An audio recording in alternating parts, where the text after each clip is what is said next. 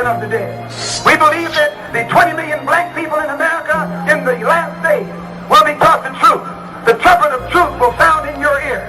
As it's being sounded today, the trumpet of truth. And this truth strikes your ear and strikes your heart. It'll open your eyes. It'll open your ears. It'll make you stand up. It'll do the same thing for you that truth did for the dry bones in the valley. Because the picture of dry bones in the valley is talking about you. The picture of Lazarus laying dead 4 days is talking about you. You are Lazarus. You are the dry bones. You are the prodigal son. You are the lost sheep. You are the people about whom the Bible is speaking, who will stand up in the last day when the trumpet is sounded. Black people are waking up. Black people are standing up. Black people are rising up, and they're throwing sight into that knee-shaking white man. We believe we are the people of God's choice. That's what we believe. We believe we're the chosen people. We don't believe Jews are the chosen people.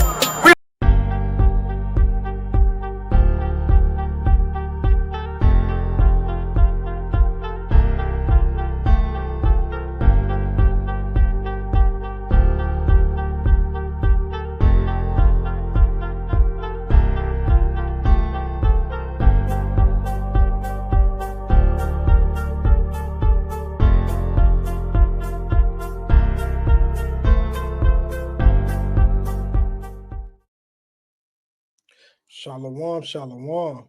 First and foremost, I want to give all praises to Yahweh and his only begotten Son, and I do so by Hashem Mashiach Yahushai, right? Shalom to the hopeful elect scattered throughout the four corners of this earth, right? Peace and blessings, right? So today's topic of this video is called "What exactly did Paul mean in Romans chapter 10 and verse 9?" Right? Because contrary to popular belief, most people that come from a Christian background, I came from a Christian background, and I always had a preconceived notion, like most Christians do, that all you got to do is believe. Well, I'm sorry to tell you, even the devils believe. That's what the scriptures say, at least, right? So people try to put their self, right? Put their self in the shoes of these people from the first century, when Christ, whenever Christ was walking the earth, right? Without having any, they could read, but when you don't read precept upon precept, right? You just really, hey, David said through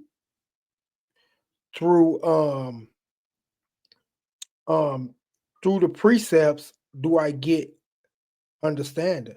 Therefore, I hate every false way, right? So you got to compare scripture with scripture, spiritual with spiritual, right? Now, when these people, right, read, they don't understand the historical context, and it's really a fifth grade reading level, right? They don't understand the this stuff you learn in school. They don't understand you got where this, the geographical location where it took place, the people the author was writing to, right? All these things are important, right? To understand something as simple as Romans 10 and verse 9, right? So actually, let me go to Romans 10 and verse 9 just to kick it off. Since this what we basing the video off of. This Roman verse 10 and verse 10, chapter 10, verse number 9. It says that if thou shalt confess with thy mouth the Lord Yahushai, and shalt believe in thine heart that Yahweh hath raised him from the dead, thou shalt be saved. Now, when he said thou shalt be saved, right, and you believe with your heart, was he talking about everybody? right? Later on, we're gonna find out. But we're gonna dive into what this really meant to confess Yahweh Shai before men, right? During those days, during that time period, was it a popular thing to do? Or did people shun confessing Yahweh Shai?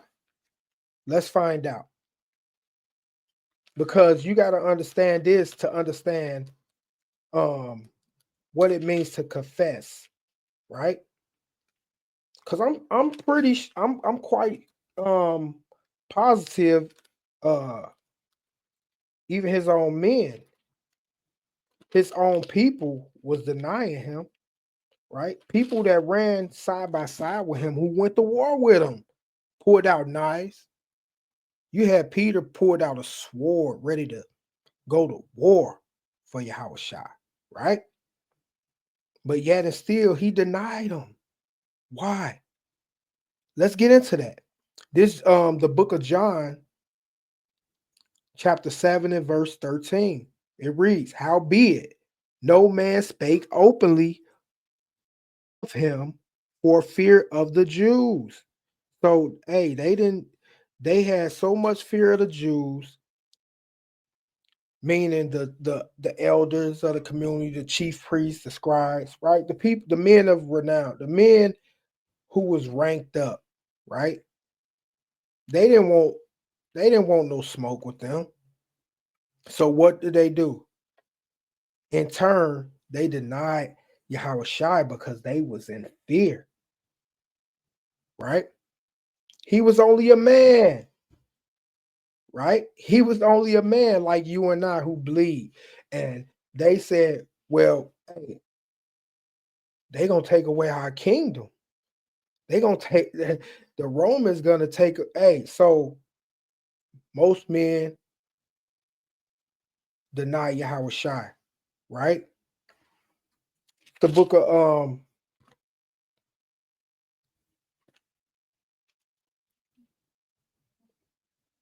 John chapter 9 and verse number 22, correct? Yeah, verse number 22, right? It says, these words, right? These words spake his parents because they feared the Jews. Was they confessing? Did they confess? No, they feared the Jews, right? Yahweh Shai was there. They feared the Jews.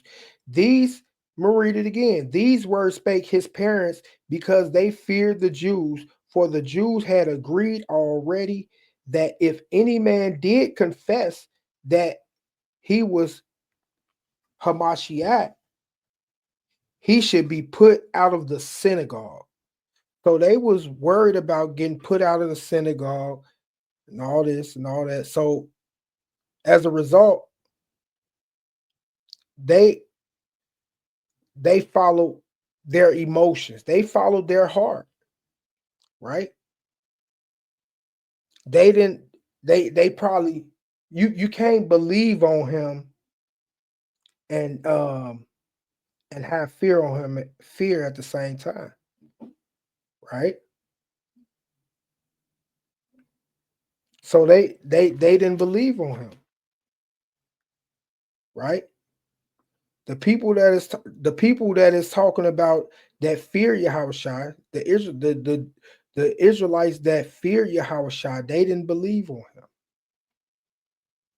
right? I don't know if they had a change of heart. I mean, Peter did, I guess, but at this time, at this appointed time, they was not confessing Yahweh Shai, right? So this is the historical context, because no theologian, no scholar is gonna deny that it was a shameful act. It was a shameful thing, right? You were shunned on for confessing Yahweh Shai and believing on Yahweh Shai, right?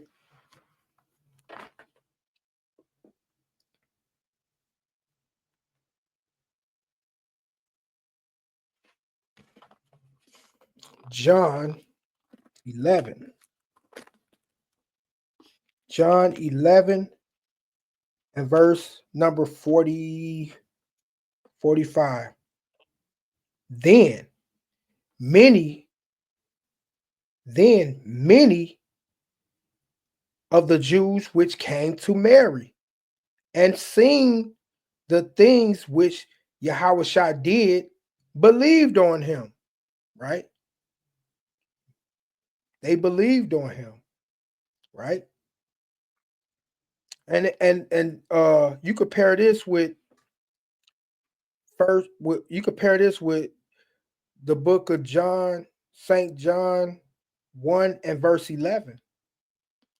Let me read that just for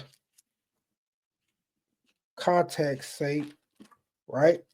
Because it say many believed on him. But this is the scripture that Christians like to go to try to make a spectacle out of the truth, right? It's John, I'm gonna start at 10. It said, he was in the world, and the world was made by him, and the world knew him not, right? So when it's saying the world did it, does it mean he was on this side of the world where never mankind dwelt? Like, because he never stepped foot out of Jerusalem, right? Reading on, verse 11. He came into his own, and his own received him not. But wait a minute. When you go back to 11:45, it says, then many of the Jews which came to Mary and had seen the things which Yahweh did believed on him, right? So you can't say that his own knew him not and they didn't believe on him, because it just said in 11:45, many believed on him, right? So that would be a false equivalent, a false equivalation, right? So verse 46, but some of them went their ways to the Pharisees and told them what things Yahweh had done. See, now this was COINTELPRO before COINTELPRO, right? You had you had brothers pretending to believe on Yahweh just to turn around and backdoor them to the Pharisees. See that? Verse 47. Then gathered the chief priests and the Pharisees a council and said, What do we? For this man doeth many miracles. Verse 48.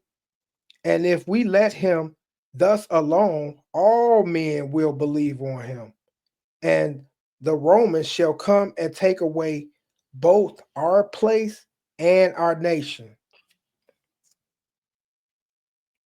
So they was worried about, right? That they didn't really care about men believing on Yahushua. They was worried about what the Romans were going to do to them, right? They was worried about their status and their place in the world, right? So they sold Yahushua out, his own people, right? were they confessing him? Nah. So let's go back to Romans, right? And get the context of what is really saying, right? Is it saying that all people, right? Because people just jump straight to Romans 10 and 9, right? But the context of who it's talking about is in Romans chapter 10 and verse 1. It says, right here, the title says, Israel's rejection of Hamashiach. It said Israel rejection. So how can anybody just say that if you confess with thy mouth that Yahweh Shai, if you confess with thy mouth the Lord Yahweh Shai, and shall believe in thine heart that Yahweh hath raised him from the dead, thou shalt be saved. How can you just apply that to anybody in the world? Because the Muslims, right? They believe on Yahweh Shai, but are they going to be saved? I think not, right? But it ain't up to me, but I think not. But so the context is right here. Romans chapter 10 and verse number 1. Brethren, my heart's desire and prayer to Yahweh for Israel. For Israel. Let me say it again. For Israel is that they might be saved, right? So that's pretty much what it's going into, right? And if we understand, right? You know, everybody, right? That temptation come, that pressure come. Hey, you'll give up your own homie if they interrogate you good enough, right? You got one playing good cop, one playing bad cop, right? They offer you Italian beef and Pepsi, you know, right? Hey, that's what Peter did. He crossed Yahweh Shai, man. He wasn't confessing at this point in time. Peter was not confessing Yahweh Shai. But didn't Yahweh Shai make him the rock? Didn't he pull out a knife, right? A sword, cut a man ear off for Yahweh Shai? But he turned around and denied Yahweh Shai, man.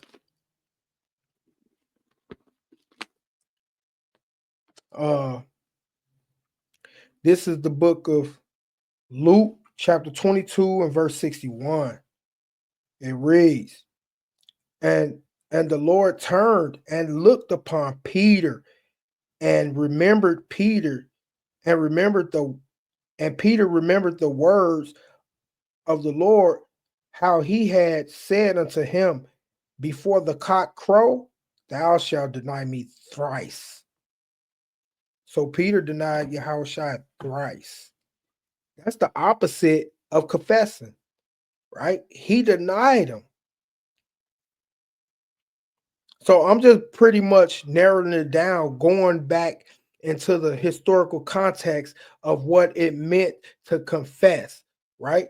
Because no matter what you can go into the commentary, they're gonna paint a picture to say it's one big melting pot, everybody can be saved, right? You can go into the lexicon, you can go into to all these these different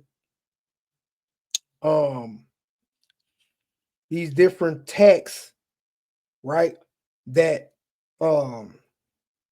show favor to all people, right, except us, right? Hey, because I mean, according to the world, right? Hey, this book is for all people. But when you really do a deep dive and you precept upon precept, cut that, just cut it down. Just cut it down, right? Cut that false doctrine down. Right?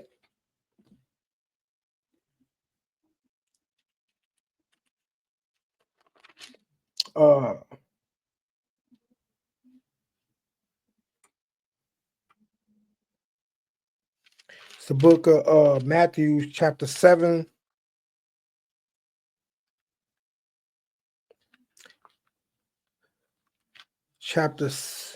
Matthew 7, verse 22. It's the book of Matthew, chapter 7, verse 22. Many will say to me in that day, Lord, Lord, have we not prophesied in thy name? And in thy name have cast out devils? And in thy name done many wonderful works? Right? So, hey, you're gonna have many people, right? Hey, that's gonna say that's gonna confess and believe on Yahweh Shai, right?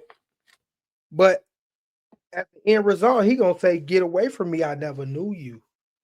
Right?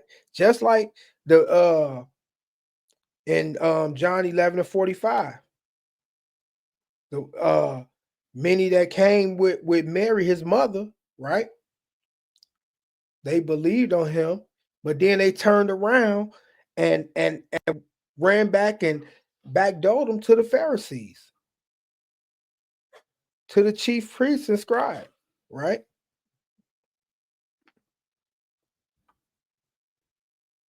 So that's what we dealing with, man. Right? Back at John 9:22, read that again. Right?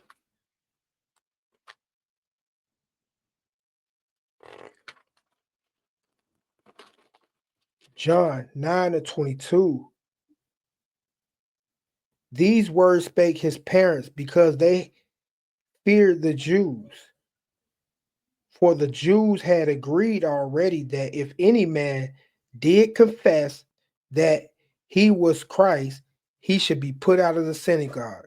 So they was getting threatened. They was getting threatened by the Pharisees. Don't confess the king of the Jews. Don't confess Yahweh Shai, right? Or you're gonna be exiled from this community. They didn't want that. So what did they do?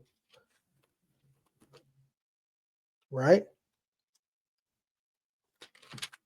They did what they flesh told them to do. This John 12:42.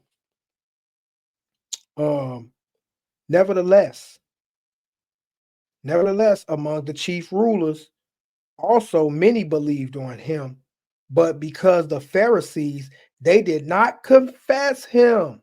This what it means if you confess Yahweh Shai, because during those days, what was that, first century, right? During that time, it was shunned upon, right? You even had Nicodemus was a Pharisee. He believed on Yahweh Shai, but he didn't dare come and see Yahweh Shai during the day hours, right?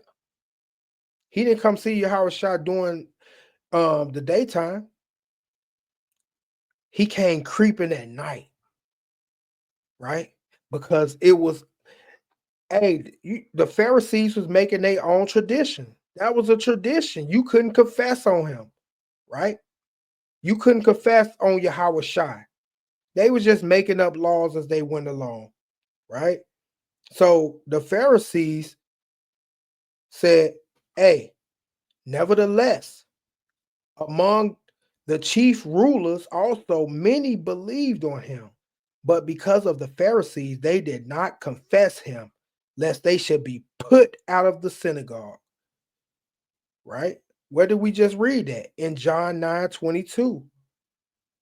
I'm going to read John 9:22 again. It says, these words spake his parents because they feared the Jews, for the Jews had agreed already that if any man did confess that he was Hamashiach, he should be put out of the synagogue.